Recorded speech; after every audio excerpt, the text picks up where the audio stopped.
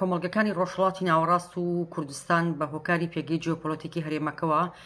لە ڕووی جوگرافیەوە هەرێمی بەستنەوەی سێ کیشوەرن کە وەک دەزانێت گوزەرگەی بازرگانیە و لە ڕووی مێژوویشەوە لانکەی هەم گەورەترین ئاینە نووسرا و باوەڕە سروشتیەکانە هەمیش داهێنانە یەکەمەکانی مێژوو لەم هەرێمەدا دەرکەوتووە، ینی هەم داهێنانە ئەرێنیەکان و هەم نەرێنیەکان. ئەرێنیەکان بە واتای دەرکەوتنی یەکەمی شۆڕشی کشت و کاڵ، شۆڕشی نیشتەجێبوون، شۆڕشی زمان، شۆڕشی ژن و داهێنان نەرێنیەکانیش ئەڵبەتە مەبەست ئەوەیە کە یەکەمین دەوڵات یەکەمین دەسەڵاتداری و ذهنیەتی پیاوسالاری لە ڕاستیان لێرەدا لەو هەرێمەدا شکڵی گرتووە و ئەمە هەمیشە جێگەی ململانەیەک بووە لە نێوان کۆمەڵگە چیایەکان، کۆمەڵگە سروشتەکان و ئەو کۆمەلگانی کە لەسەر بنەمای دەسەڵاتدارێتی و داگیرکاری پەریان سەندووە و ئەو هەرێمەکە هەمیشە ئەو هەرێمە بە تایبەتی هەمیشە ئامانجی پەلامارە داگیرکاریەکان بووە. چەندین جار لە مێژووە ئەم هەرێمە پەلاماردراوە و داگیرکراوە. لە مێژووی ئەم هەرێمەیە جوات و ڕێشە ئەتنیکەکانی کۆمەڵگەی کورد چەندین جار ڕوبەڕووی داگیرکاری بوونەتەوە. داگیرکاری ئەڵبەتە هەمەلایەنە، بەڵام پەیوەستبوونیان بە کولتوری بەرگری، بە کولتوری خۆپاراستن وە تا ئاستێکی شکاریگەری نەبوونیان بە ذهنیەتی دەسەڵاتداری پلەداری و هەروەها پەیوەستبوونیان بە خاکەوە، پەیوەستبوونیان بە بەها کولتوریەکانەوە وای کردووە کە هەموو هەوڵە داگیرکاریەکان شکست بێنن لە ئاستی ئەم هەرێمەیە. بۆ ئەوەش لە بەتایبەتیش لەم 100 ساڵی ڕابردوودا لە کۆمەڵکوژی فیزیکیەوە بگرە، جستەیەوە بگرە، هەتا بەکارهێنانی هەموو ئامرازەکانی شەڕی دەرونی، ئابووری، زۆر جاری شێشنەوەی کۆمەڵگەی کورد لە پێگەیەکی خۆپاراستنی جستەیە هێنداوەتە دۆخێکەوە کە نەک تەنیا نکۆڵی لە ناسنامەوەبوونی کراوە، بەڵکو بە دۆخێکی خودتوانەوەشدا تێپەڕێنداوە کە خودی کوردبوون بۆ خۆی وەکو بەڵایەک و باگرانیەک بینراوە. لە دۆخێکی بەم شێوەیەدا ئەڵبەتە ڕاپەڕین و یاخیبوون لە بەرامبەر دۆخی داگیرکراوی پێدەچێت سروشترین دۆخی ئابڕوومەندی بێ، بڵێن ئەو پێگەی بێکە لە بەرامبەری هەڵوێز نیشان بدرێەوە. پێهەڵگرتنێکی مێژووی هەمیشە پێویستێکی حتمی بووە لە بەرامبەر بە داگیرکاری. داگیرکارێک کە کۆمەڵگەیەک تەنانەت بە مرۆڤ نەزانێ و هێناوێتە دۆخێکەوە کە لە مرۆڤبوونی خستووە، جگە لە شۆڕش هیچ ڕێگەیەکی تری بۆ نامێنێتەوە کە گوزارە لە بوونی خۆی بکە. بۆ ئەم دۆخە ئەڵبەتە کەم تا زۆر لە هەموو بەشەکانی کوردستانە وەک یەک بووە بە تایبەتیش لە دوای دابەشکردنی کوردستان بە پەیماننامەی شومی لۆزان وەک دەزانرێ. بۆ کۆمەڵگەی گەڵبەتە لەو دۆخەیە ئاشتی بە واتای بێدەنگبوون و ملکەچی دەهات، بە تایبەتیش بۆ کۆمەڵگەی کوردستان بەگشتی و کۆمەڵگەی کورد بە تایبەتی و بۆ دەوڵەتانی داگیرکاری کوردستانیش ئاشتی لە ڕاستیە وەک بەردەوام وەکو ئامرازێکی بێدەنگکردن و قڕکردنێکی کولتوری لە بەرامبەر گەلان و ڕەنگە جیاوازەکان بەکار هاتووە. لە هەر بەشێکی کوردستانە چەمکی ئارامی و سەقامگیری دەوڵەت بە سەرکوتکردن لە بەرامبەر بە ڕەنگە جیاوازەکان ئەنجامگیر بووە و تاکە بژار تواننەوە بووە لە بۆتەی ئایدۆلۆژی و سیاسی دەوڵەتەکانە. ئەم ئەڵبەتە ئەم کارکتەرە لەگەڵ خۆشیدا ئەم داگیرکاریە، ئەم کارکتەری داگیرکاریە لەگەڵ خۆشیە پێکاتەیەکی ذهنیەتی پیاوسەراری لەگەڵ خۆی داهێناوە، جارێک سەرتاپای کۆمەڵگەی داگیر کردووە، جارێک بەهێشتنەوەی کۆمەلگا لە دۆخێکی دواکەوتووی ئابووری کۆمەڵایەتیە ژن دوو جار لەم دۆخەیە داگیر دەکرێت، جارێک لەلایەن دەوڵەتەوە و جارێکیش لەلایەن پیاوەوە و خودی کۆمەلگا بەڕایەڵەیەکی پەیوەندی نەریت و خووکە هەمیشە لە دۆخی پاراستنابێ دەهێڵرێتەوە. بۆ ئەوەش دەتوانین بڵین تێکۆشان بۆ گەیشتن بە ناسنامە و بوون و ئازادیەکان لە قۆناغی ڕابردووە جۆرێک تێگەیشتنی لە قاڵبدراوی لەگەڵ خۆی داهێناوە کە پشتی بە تێگەیشتنێک بەستووە کە لەسەر مێزی دانووسان ناسنامە بوون ئازادیەکان بەدەست بهێنرێ، نەک لە ڕاستیە بە تێکۆشانێکی کۆمەڵایەتی یا بە تێکۆشانێکە کۆمەڵگە ڕاستە خۆتیایە بەشداری بکە. هەر بۆ ئەوەش ئەو تێگەیشتنەی کورد کە ئەوەی بەچەک بەدەستدێ لەسەر مێزی دانووسان لە دەست دەچێ یان لە تێگەیشتنی تێکۆشانی چەکداریە هەمیشە بژاری چەک و مەیدانی سیاسی لە یەکتری داوەڕێنرێ. ئەم تێگەیشتنە زۆر جار بە خەباتی قۆناغی شاخ و قۆناغی شار پێناسە دەکرێت لە بەتایبەتی ئەم ئەدەبیاتە زۆر زاڵە لە باشووری کوردستان و حتا تەنانەت لە بەشێک لە ڕۆژهەڵاتی کوردستانیش و بەم شێوەیە بەڕاستی گوزاری لێکراوە یان هەمیشە دانووسانی ئاشتی لە ڕوانگەیەکی کارێکتەری پیاوسەلاریەوە شکڵی گرتووە ینی هیچ کاتێک ژن نەبووتە بکەرێکی سەرەکی لە دانووسانەکانی ئاشتیە ئەم خوو تێگەیشتانە خودی خۆی کاریگەرێکی ڕاستەوخۆی لەسەر تێگەیشتنی کۆمەلگا کردووە لەسەر شکڵگرتنی تێگەیشتنی کۆمەلگا کردووە بۆ تەنانەت لە بەرامبەر بە بزوتنەوەی ئازادی کوردستانیش بۆ ئەوەش لەم قۆناغەیە ئەوەی پێویستە زیاتر بخرێتە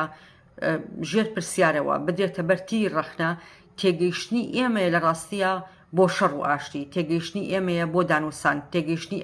ئێمەیە بۆ ئەوەی کە بەردەوام ماف و ئازادیەکان ناسنامە بە مێزی دانووسانەوە ببەسرێتەوە نەک بە تێکۆشانێکی کۆمەڵایەتیەوە کە بە تێکۆشان ئەم مافانە بەدەست بهێنرێ وەکوتم ینی ئەوەی کە دەبێت بخێتە ژێر پرسیارەوە ئەوەیە و ئەوەشی دەبێت تێپەڕێنرێ لە ڕاستی هەر ئەو تێگەیشتنەیە کە دواتر لە مۆدێلی هەزر و بیرکردنەوە و ڕێخستنی بزوتنەوەی ئازادی کوردستاندا هەوڵ دەدەم کە بێمەوە سەری دیارە تێگەیشتنی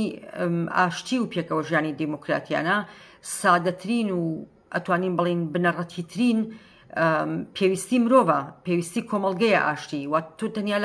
لە دۆخی ئاشتیە دەتوانی ڕاست بیر بکەیتەوە و بڕیارەکانی خۆت بە شێوەیەکی هێمنانە و بە شێوەیەکی قوڵ بدەیوە گەشەی کۆمەڵایەتی لە زیادبووندا بێ ئەگەر بێگومان ناکۆکی و ململانێش هەبێ گرنگە پێوەرەکەی پێشکەستنی مۆدێلێکی باشتر بێ بۆ کۆمەلگا مۆدێلێک بێکەتیایە کۆمەلگا بە شێوەیەکی ڕاستەوخۆ بەشداری بکە نەک مۆدێلێک بێ کە لەسەر بنەمای لە ناوبردننی یەکتری بیان لەسەر بنەمای نکۆڵی و لە ناوبردننی فیزیکی و لە ناوبردننی هەروەها کولتوری سیاسی کۆمەڵاتی یەکتری بێ بۆ ئەوەش پێویستی ئاشتی هەمیشە بەشێک بۆ لە بنیادی کۆمەڵگەی سروشتی و تەنانەت ڕنگدانەوەی لەسەر پێگەی ژنیش هەبووە لە شەڕی تیرە و هۆزەکانە ئێمە زۆر چیرۆک هەیە کە لە مێژوی کوردستانە دەیبیستین کە لە زۆر جێگە شەڕ و ململانی ناوخۆیی هەبووە لە نێوان تیرە و هۆزەکانە کاتێ ژنان لەشکی سپی خۆیان فڕێداوە شەڕاوەستاوە بەڵام بەداخەوە دەڵێم کە زۆر جاریش لە هەلومەرجی دیکەشدا ژن وەکو جەستەیەکی ڕاوەستاندنی خوێنڕشتن چاوی لێکراوە لەژێر ناوی ئاشتەواییە لەبری خوێندراوە سەرتاپەی ژیانی لە دۆخی خوێن خۆشکردنە کراوەتە قوربانی و بە جۆرێک وە تەنیا وەکو جەستەیەک مامەڵی لەگەڵا کراوە بۆ ئەوەش دەتوانم بڵێم دەرکەوتنی بزوتنەوەی ئازادی کوردستان بەر لە 52 ساڵ بۆ کۆتایی هێنان بە ئەو مێژووی داگیرکەری بێناسنامەیی شەڕیبوون و ناسنامان بەتایبەتی دۆخی داگیرکراوی ژن لە مێژووە هەڵوێستێکی حتا تا دوار ڕاددا هەڵوێستێکی شۆڕشگەرانە بووە و هەڵوێستێکی ڕاست بووە و قۆناغی دامەزرانی پارتێکی شۆڕشگەر لەو هەلومەرجەی داگیرکراویەدا بێگومان تاکە بژار بووە دەستپێکردنی شەڕ بە خودی دەستپێکردنی شەڕی چەکداریشەوە بۆ کورد لە هەلومەرجی نکۆڵی و قڕکردنێکی هەمەلایانی داگیرکەریدا هێشتنەوەی تاکە بژار بۆ گەلی کورد و چجا ئەوەی کە ئەو دۆخی داگیرکراوی بەشێکی گەورەی کوردستان بگرێتەوە کە باکووری کوردستان بووە کاریگەری بێگومان لەسەر هەموو بەشەکانی کوردستان بووە ئەڵبەتە ئەوەی کە ڕێبەر ئۆجەلان بۆ کۆمەڵگەی ناوناوە لەدایک بوونەوە یعنی ئەو قۆناغا خودی خۆی لەدایک بوونەوەیەک بووە و هەروەها سەرپێکەوتنی بزوتنەوەیەک بووە کە هەم لە ڕووی هێزریەوە لە ڕووی زهنیەوە لە ڕووی فکریەوە لە ڕووی فەلسەفیەوە ئاراستەی مێژوو بگۆڕێەوە هەستانەوەیەکی مێژوو لە هەموو بوارەکاندا بەخۆیەوە ببینێ لە دۆخی لە بێداربوونەوە بەرەو خۆڕێخستنکردن بچێ بەرەو ڕەتکردنەوەی داگیرکەری بچێ لە هەموو ئاستەکانە هەم لە داگیرکەری سەرخاکەوە بگرا داگیرکەری سەربوونەوە بگرا و لە هەمان کاتدا ببێتە دەرفەتێک بۆ خۆ پێناسەکردنەوەی کۆمەلگاوە ببێتە دەرفەتێک بۆ سەر لە نوێ هەستانەوە سەرپێی ژن و خۆ پێناسەکردنەوەی ناسنامەکەی لە ناسنامەیەکی تەنیاکە وەکو کاڵایەک چاوی لێ دەکرێ وەکو پاشکۆیەکی پیا و چاوی لێ دەکرێ بۆ ناسنامەیە کە ببێتە بکەری شۆڕژگەری، ببێتە بکەرێکی سیاسی، ببێتە بکەرێکی کۆمەڵایەتی لە کۆمەڵگەیە. ئەڵبەتە لەم دۆخەی ئێستا لەم دۆخەی کە ئێمە باسی دەکەین کە پێهەڵگرتنێکی شۆڕژگەڕانەیە، ئەڵبەتە جەوهەر و کرۆکی ئەو خۆپێناسەکردنەوەیە ئازادی کۆمەڵگە و ئازادی ژن پێکەوە دەبەستێتەوە، هەرەکو چۆن لە ئەزمموی تێکۆشانەکانی شۆڕشەکانی قۆناغەکانی ڕابردوو لە بزوتنەوە ڕزگاری جیهانەکانیشدا هەبووە و تا چەندێک سەرکەوتوو بووە ئەوە شتێکی دیکەیە، بەڵام بەبەردەوامی بەستنەوەی ئازادی خاک بە ئازادی ژنەوە بە ئازادی کۆمەڵگەوە ڕاستترین هەڵوێز بووە کە لەلایەن بزوتنەوەی ئازادی کوردستانی شەوە مامەڵی لەگەڵ کراوە. کرۆکی ئەم فەلسەفەیە ئەڵبەتە و کرۆکی ئەم هزرا ئازادکردنی ژنە وەکو پێوەرێک بۆ هەموو ئازادەکان و دەکاتە مەرجێکی پێشوەختە بۆ ئازادی کۆمەڵگا. لەو پێناوەشدا ئەڵبەتە ڕێخستنی خۆسەری ژن بە گرنگ دەزانێ کە پاڵنەرێک دەبێ بۆ گۆڕانکاری لەو بوارانەی کە داگیرکەری و پیاوەسەلاری خۆی لەسەر بە بەردەوامی بەرهەمێنێتەوە، چونکە ئەو دۆخەی کە پیاوەسەلاری خۆی تا بەرهەمێنێتەوە ئەو دۆخەیە کە ژنی تیاقەتیز دەکرێت، کە ئەو ژنەیە کە لە دۆخی بۆ نمونە لە ماڵە لە خێزانە و لە وەکو جەستەیە کە تەنیا بۆ زاوزێب و بۆ خزمەتکردنی پیاو لە هەمان کاتدا قەتیسکراو لە ماڵدایە، قەتیسکراو لە ڕوبەرێکدا کە هیچ ڕۆڵێکی سیاسی کۆمەڵاتی نییە لە کۆمەڵگەدایە، دیاریکەر نییە لە کۆمەڵگەدا و تەنیا وەکو ئۆبژەیەک مامەڵی لەگەڵا دەکرێت. بۆ ئەوەش سەرەتا ئەڵبەتە تێکۆشانی ژن لە بەرامبەر زهنیەتی داگیرکەری و زهنیەتی پیاوەسەلاری و بەستنەوەی تێکۆشانی نەتەوەیی و تێکۆشانی چینایەتی و تێکۆشانی ڕەگەزی پێکەوە لەلایەن بزوتنەوەی ئازادی کوردستانەوە بە گرنگ بینراوە. بێ ئەنجامگرتن لەو تێکۆشانە و هەنگاونان بەرە و هزر و مۆدێلێکی کۆمەڵگەیەکی دیموکراتیانە و هەنگاونان بەرە و ژن و شێوەدانەوە بە کەسایەتێکی ژن و پیاوێکی دیموکراتیانەوە خۆداماڵین لە زەهنیەتی پیاوەسەلاری و داگیرکەری، ئەڵبەت ممکن نەبووە کە باز لە ئاشتێکی ڕاستەقینەی کۆمەڵایەتی لە نێو کۆمەڵگەیا بکرێ و بەبەردەوام ئەگەر ئەو هەلومەرجە نەرەخسابێ ئاشتی جارێکی تر بۆتەوە بە تەڵەزگەیەک، بۆتەوە بە تەڵەیەک بۆ ئەوەی کۆمەلگا بخاتە ناو کۆمەڵێک بەڵێنی پوچەوە بە تایبەتی ژنانیش کە لە سەروبەندی بەشێک لە ئەڵبەتە شۆڕشە ڕزگارێنەتەوەیەکاندا بەردەوام ژن بەڵێنی پێدرا کە مافەکانی پێدەدرێ، بەڵام ئەڵبەتە ئەوە جۆرێک بووە ئەڵبەتە لە بەڵێنی پوچوە بە شێوەیەکی بەشیانە ئەگەر هەنگاوی ژنرابێ لە بواری ڕیفۆرمی سیاسیەوە، بەڵام لە خۆقایمکردنەوەی دەسەڵاتدارێتی لە جارێکی دیکە قۆرخکردنەوەی دەسەڵاتەکان لەلایەن زێنێتی پیاوەسەلاریەوە ئەم بەڵێنانە وەکو لە ڕاستیە وەکو سەرابێکی لێهات و ئەم مافانە لەگەڵ تێپەڕبوونی کاتە لە ناوچوون و لەبەرەوە ئەو ڕیفۆرمە بەشیانە کراوە جگە لە هەنێک دەستکەوتی تاکە کەسی بۆ نخبەیەک لە کۆمەڵگا هیچی دیکەی لەگەڵ خۆیان نەهێناوە و ناکرێت بۆ بوترێ ئاشتیەکی کۆمەڵایەتی هەمیشەیی سەرتاپاگیرکە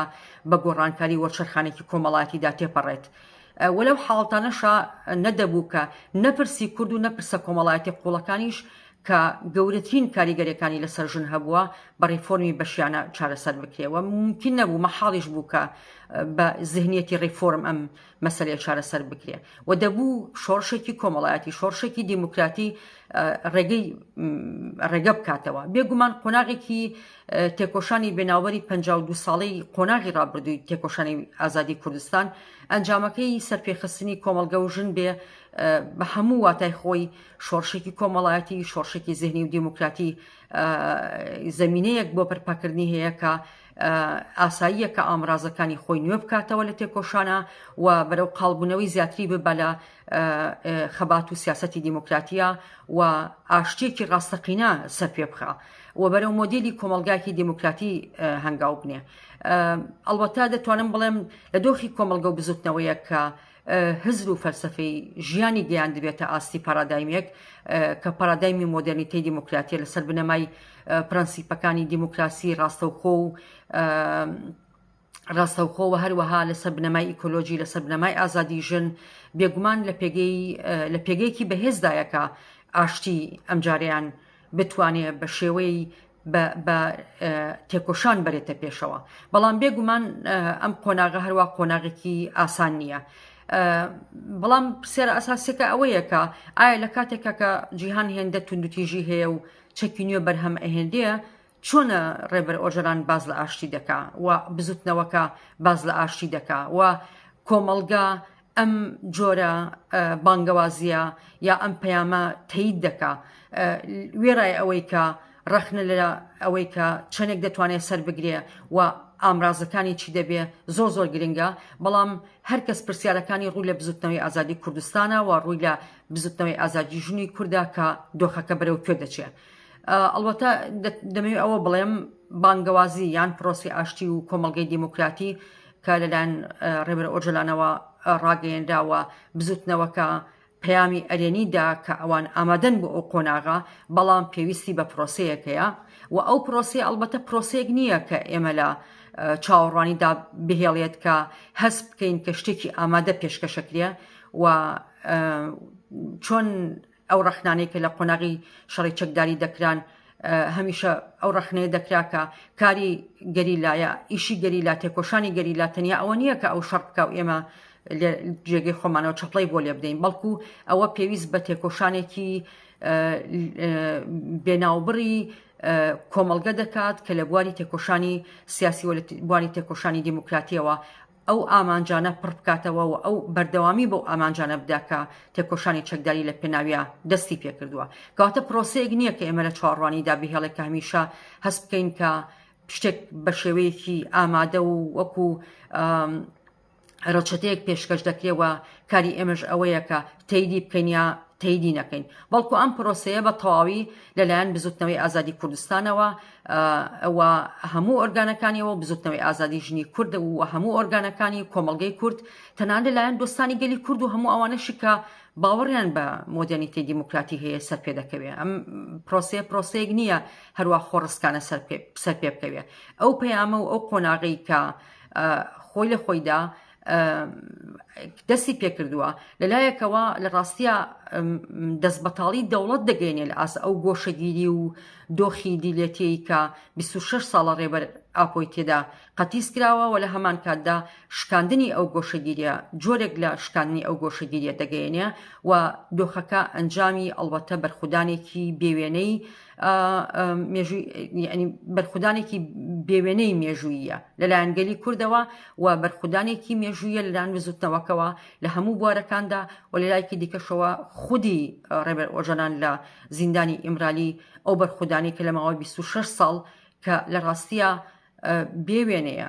یعنی تەنانەت ئەو دۆخەی کە ماندێلای تیا بووە زۆر باشتر بووە لە زیندانە لەو دۆخەی کە 26 ساڵە ڕێبەر ئۆژەلانی تێدایە لە زیندانی ئیمرالی و ئەم تێکۆشانە بەشێکی دیکەی بۆ تێکۆشانی گەلانی دۆستوە کەسایەتی و بزوتنەوەکان دەگەڕێتەوە کە لە ئاستی نێونەتەوەیە کۆمەکێکی گەوریان کردووە بۆ تێکۆشانی ئازادی کە گەلی کورد بەرپای کردووە. بێگومان بۆ ئەوەی کە لەو پەیامە تێبگەین گرنگە کە لە بزوتنەوەکە لە هۆکاری سەرهەڵدانی هەموو قۆناغەکانی ڕابردووی تێکۆشانی چەکداری مۆدێلی ڕێخستن هزر و ئایدۆلۆژیای بزوتنەوەکە و پێویستەکانی گۆڕانکاریەکان بە پێی سەردەم تێبگەین، چونکە ئەوانەی ڕێبازی تێکۆشانی ناو بزوتنەوەی ئازادی بناسن ئەڵبەتە چۆنیەتی پێناسەکردنی کێشەکە و چۆنیەتی دەستبردننی بۆ چارەسەریەکان و هەروەها ناسینی زهنیەتی دەوڵەتانی داگیرکەری کوردستان و ئەو هەلومەرجەشی کە جیهانی تێدایە بە باشی بناسن. ئەڵبەتە ئاسان زەحمەت نییە تێگەیشتن لە ئەو پرۆسەی کە ئێستا دەستی پێکردووە، بەڵام ئەوانەی کە دابڕاو لەو پرۆسەیە مامەڵە لەگەڵ پرۆسەکە دەکەن زەحمەتە بتوانن لەم پرۆسەیە تێبگەن و تەنیا بە زهنیەتێکی ئەوەی کە ئێمە ڕەخنەی دەکەین دەڵین زهنیەتێکی ئیرۆسەنتریستی ناوەند ئەوروپی پۆزتیڤیستە تەنیا بە هۆکار و ئەنجامەکانەوە سەرقاڵ دەبن، نەک ئەوەی کە ئایا ئەم پرۆسەی لەگەڵ خۆیان چی هێناوە و لەگەڵ خۆیان چی دەبا، چونکە ئەم پرۆسەیەکی بەردەوام بووە ماوەی 52 ساڵ بە شێوەیەکی بەردەوام بزوتنەوەیکی سەرپێخستووە کە لە قۆناغی تێکۆشانێکی بەردەوامە بووە. ئەڵبەتە لەبەرەوەی کە لەلایەکی دیکەشەوە ڕێبەر ئۆژەلان داهێنەری کولتورێکی نوێی سیاسی و کولتورێکی نوێی تێکۆشان بووە لە بێدەرفەتیەوە دەرفەتی قوڵقاندووە پەنجەرەیەکی نوێی کردوێتەوە ڕێیەکی نوێی بۆ گەلی کورد کردوێتەوە و ڕێیەکی نوێی بۆ گەلانی هەرێمەکە و تەنانەت دەتوانین بۆ بڵین لە ڕێی پارادایمی مۆدرنیتەی دیموکراتیەوە بۆتە هیوایەک تەنانەت بۆ بزوتنەوە کۆمەڵاتی و بزوتنەوە شۆڕژگەرەکانی جیهانیش بۆ ڕێبەر ئۆجەلان بە دڵنیاییەوە دوو پرەنسیب لە مەسەلەی شەڕ و ئاشتیا زۆر گرنگە هەروەها لە تێکۆشانیشە لە پێناوی کۆمەڵگەیەکی دیموکراتیە گرنگە یەکەمیان ئەوەیە کە نابێ خوێنڕشتن بگاتە ئاستێک کە ئاشتی زەحمەت بێ چونکە لە دواییدا ئەوانەی شەڕ لە بەرامبەر بە یەکتری دەکەن هەر ئەوانن کە لە هەرێمەکەدا پێکەوە دەژین و ناچارن پێکەوە قسە لەسەر ئاشتی بکەن و دانووسان بکەن و ئەمەش لە ڕاستیە ئەو قۆناغانە یەک بە دوای یەکدا تێپەڕیوە دەوڵەتانی داگیرکەری کوردستان زۆر هەوڵیاندا تاکە تاک زۆر هەوڵیاندا پێکەوە بزوتنەوەی ئازادی کوردستان لە ناوبەرن بەڵام کاتێ شکستیان هێنا ناچارن جارێکی دیکە بگەڕێنەوە دانووسان و تەنانەت نەک لەبەر ئەوەی کە بزوتنەوەی ئازادی کوردستانیان قبول کردووە بە شێوەیەک لە شێوەکان هەلومەرجی نێونەتەوەی هەلومەرجی گۆڕانکاری نێونەتەوەی هەلومەرجی ناوچەکە سەر لە نوێ دیزاینکردنەوەی ناوچەکەوە گۆڕانی هاوسەنگی هێز ئەوانی ناچار کردووە کە جارێکی دیکە ئەمە بکەن و دووهەمین پرەنسیپی گرنگ ئەوەیە ڕێ لە ڕێبەر ئۆجەلان هەوڵ دەدا کە ڕێ لە زەبری گەورە بگیرێت لە بزوتنەوەکە کە نەبێتە هۆکاری بێهیوایی چونکە ماوەی 40 ساڵی تێکۆشان ئەو بزوتنەوەیە لە ڕاستیە باجێکی گرانی داوە و نرخێکی زۆری لە پێناوی ئازادیە داوە و هونەری ڕێبەرایەتی لە پێشخستنی کولتوری تێکۆشانە ناو بزوتنەوەکەی ئەوە بووە کە هەر شەهید بوونێک کە ئازارێکی زۆری بە بزوتنەوەکە گەیاندووە وەرچەرخێنێتە هێزی تێکۆشانی گەورەتر و بیکاتە فەلسەفەی ژیانێکی نوێ و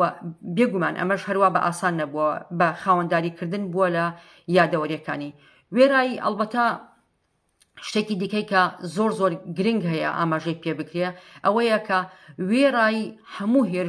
هێرشەکانی کە لە ناو خۆیە و هێرشە دەرەکیەکان بۆ سەر بزوتنەوەکە کراوە ڕێبەر ئۆجەلان پەرەی بە کولتورێکی تێکۆشانی سەقامگیر داوە لە ناو بزوتنەوەکەیە کە بەرەو پاراستنی یەکێتێکی ڕۆحی یەکێتێکی پێکاتەیی ڕێخستنی و لە هەمان کاتە بەرەو تێکۆشانێکی هاوبەشی بەرێ و بیخاتە ناو تێکۆشانێکی هزریەوە بیخاتە ناو تێکۆشانێکی ڕەگەزیەوە بیخاتە ناو تێکۆشانێکی چینایەتیەوە و بە بەردەوامی داینامۆی تێکۆشانە ناو بزوتنەوەکەیە زیندوو ڕابگرێ ئەگەر گوزارە لە جێگەی خۆی دابێ لە بە تایبەتیش لە کتێبی کوشتنی پیاوەتیدا بە شێوەیەکی زۆر باش ئاماژەی پێدەکات دەڵێ جن ئیدی لە شوشە دەرچۆ و ناگەڕێتەوە شوشە واتە مەبەستەکەی ئەوەیە کە شتێک لە قاڵبی خۆی دەرچوو جارێکی دیکە ناوێ بگەڕێتەوە ئەو قاڵبەی خۆی بۆ ئەوەش بنیادێکی ڕێخستنی دروست کردووە کە گەورەتر دەبێ و دەخرۆشێ بەڵام بێگومان ئەم جەستە گەورەیە پێویستی بە وەرچەرخانێکی مێژووی هەبووە بۆ ئەوەی لەژێر کاریگەری قۆناغی شەڕ و لەژێر کاریگەری پارتی ناوەندی سەردەمی سۆڤێت و دەسەڵاتی مۆدێلی ڕیال سۆسیالیزمی یەکێتی سۆڤێت دەری خات و ئەڵبەتە بیکاتە پێکاتەیەک کە ڕوو لە کۆمەڵگە بێ نەک دەوڵەت ڕوو لە دیموکراسی بێ نەک جڵەوی دەسەڵات دەرێتی پارت ئامرازێکی پاڵنەری پێشکەوتن بێ نەک کۆنتڕۆڵکردنی کۆمەڵگە ئەم مۆدێلە لە هزر و کردار لەسەر خۆپاراستن و خۆبەڕێوەبەری زیاتر قاڵ بێتەوە و لەو پێناوەشدا لە ڕووی پارادایمیەوە سەر تاپا خۆی نوێ بکاتەوە ئەم هەوڵانە ئەڵبەتە هەوڵی نوێ نین لە ناوەڕاستەکانی سەدەی ڕابردووە یا بڵین لە ناوەڕاستەکانی ساڵەکانی 90 سەدەی ڕابردووە دەستی پێ کردووە و چەندین جار ڕێبەر ئۆجەلان هەوڵی داوە بە زەمینەی شەڕ بگۆڕێ بۆ زەمینەی چارەسەری دیموکراتیانە و پەرە بە سیاسەتی دیموکراتیانە بدا.